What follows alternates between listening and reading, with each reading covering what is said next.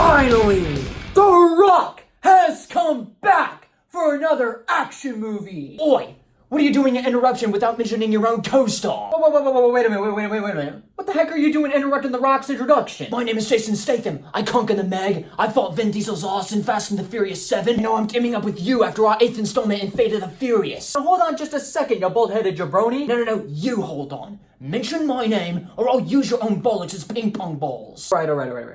All right, I'll do my introduction. I'll add you in there. And, what was your name again? Jason Statham. It doesn't matter what your name is! That's right, ladies and gentlemen. The Brahma Bull, the people's champion himself, The Rock, and Jason Statham have returned to the Fast and Furious franchise once again after their recent appearance and recent outing in Fate of the Furious and Furious 7, in which both Dwayne Johnston and Jason Statham are both producing and starring in the very first Fast and Furious spin-off, known as Hobbs Shaw. Now, before we get to review or talk about anything and everything that has to do with this recent spin-off, I have a confession to make. I'm not the biggest Fast and the Furious fan. Yeah, Fast 5 was a decent surprise, and Furious 7 was probably the best one, as well as providing a decent send-off to Paul Walker. The movies before and after them have kind of ranged from either mixed bag, but fairly decent movies, to not being good at all. I mean, the Fast and Furious movie started off as a Point Break ripoff, and a bad one, and from that point forward have either to impersonate or somewhat be like other genres such as heist movies and cheesy action flicks. So, seeing how we're watching the first spin-off in the Fast and Furious franchise that is being released in the summer movie equivalent of January, I came into Hobbs & Shaw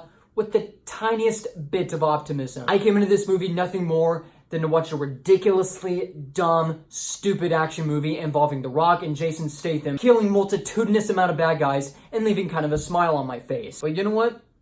I was still disappointed. Why, you ask? Well, let's get started. The film once again features Dwayne Johnston and Jason Statham, who play as Luke Hobbs and Deckard Shaw, both of which were rivals in Furious 7, only to build a temporary alliance in Fate of the Furious. Now they are being forced by government operatives to work together in order to stop a super soldier known as Brixton, played by Idris Elba, from unleashing a deadly virus across the world known as the Snowflake, so that way he can continue pressing out his cliche villain agenda of kill the weak so the strong will survive. However, things shift into a dangerous direction, pun intended, as Vanessa Kirby, who plays as Deckard Shaw's sister Hattie, is a rogue and wanted MI6 agent who injected the virus into herself, which was the only way to avoid Brixton from getting the virus. And so it's up to Hobbs and Shaw to once again join forces and to prevent Brixton from unleashing the virus across the globe. Now, if you haven't guessed it by now based upon the plot synopsis of this movie, the entire premise and story of this film is a bit of a hodgepodge of been there and done that with a dash of lazy writing. And it's not just because of the fact that this movie takes certain cliches and elements that have been used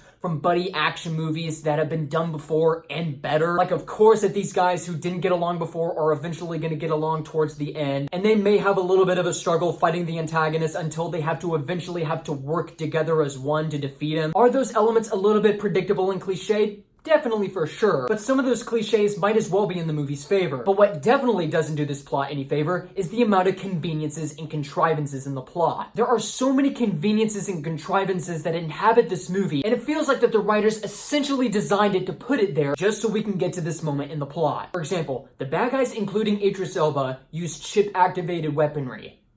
How does that make any sense? What kind of secret villainous organization would use chip-activated weaponry? Do they have any idea how much this would backfire on them if they use this kind of weaponry? Oh, I know why they were made. It was specifically designed to be a contrivance, so that way once the climax happens, something will happen, in which case the good guys have the upper hand to defeat the villains. Are there some redeeming factors that lie within Hobbs and Shaw?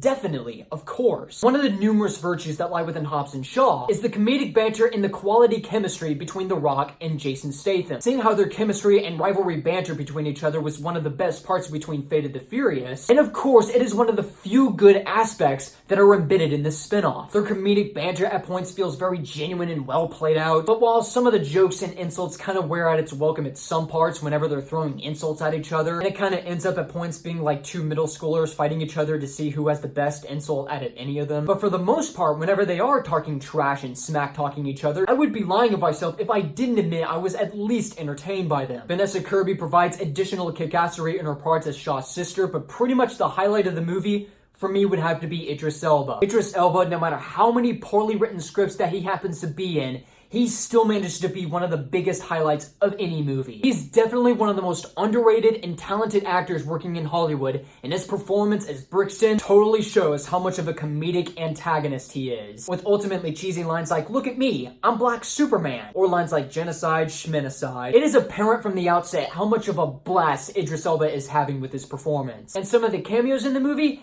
at some points they're kind of funny, but at other points it just kind of feels like an obligation just to put these actors into the movie to make this film more exciting than it actually is. Of course, much like other action movies when it comes to the Fast and Furious franchise, the action is extraordinarily ridiculous, but they are still technically somewhat entertaining to a certain extent, and it's mostly because of the direction by David Leitch, who is responsible for the first John Wick and Deadpool 2. He knows how to choreograph fight scenes, he knows how to shoot fight scenes properly, giving them a few additional wide shots, and with his direction, it allows the audience to take in the action so they can realize what's going on without having to rely on generic shaky cam, which is also somewhat of an action movie motif. And I think precisely where the direction really shined when it comes to the action is when The Rock and Jason Statham are going to the bad guy's base, which is featured in this power plant, Chernobyl kind of environment. But there's one immediate drawback that has to do with most of the action scenes that lie within Hobbs and Shaw. It also lacks stakes, tension, and consequences. In terms of anything beyond those lines that have to do with our main characters, Luke Hobbs and Deckard Shaw, the film just tosses it right out the freaking window. It's not as unbelievable as, let's say, that one scene in Fate of the Furious where a bunch of cars are protecting Vin Diesel from a gigantic explosion, but there comes a point where the main protagonists, Luke Hobbs and Deckard Shaw, are fighting Brixton and the rest of its henchmen. The Rock is jumping off of a building, and he smacks down on one of the henchmen, and then he continues to smack down on Brixton, landing on a car without any sort of scratch or bleeding mark whatsoever. And it's like, why feel any sort of anxiety or tension that has to do with our main characters when both of them are about as equally as capable at surviving impossible odds as Black Superman over here? It's probably one of the biggest reasons why I can't gravitate towards liking the Fast and the Furious franchise. Because when most critics are saying, you know, if you love movies like Commando, you'll definitely love Hobbs and Shaw, it's not even 100% true. Whereas movies like Commando and even newer action movies like Hardcore Henry are very self-aware movies and jokes of themselves. They at least had stakes and knew when to not insult the audience's intelligence. This movie, along with its predecessors, try way too hard to be as over-the-top and cheesy as possible that it ends up becoming more stupid than anything else. My final problem that I have with Hobbs and Shaw is that the film is just way too long and it doesn't need to be. It should have been edited and trimmed down by at least 20 minutes so that way the pacing and the writing could have saved this movie a bit more, instead of heavily relying on action set pieces which cast a shadow on not only believability, stakes, and tension, but with its run-of-the-mill storytelling and predictability. Hobbs and Shaw, despite having the Fast and Furious name on top of it,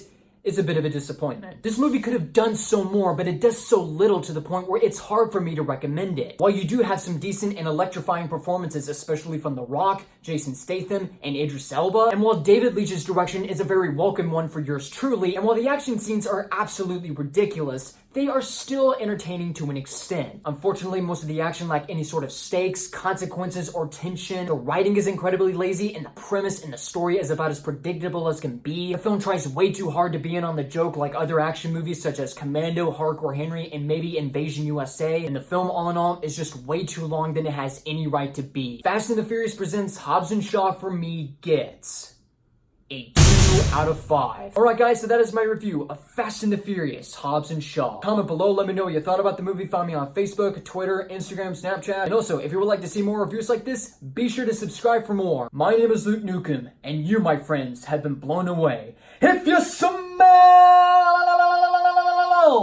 what The Rock is cooking.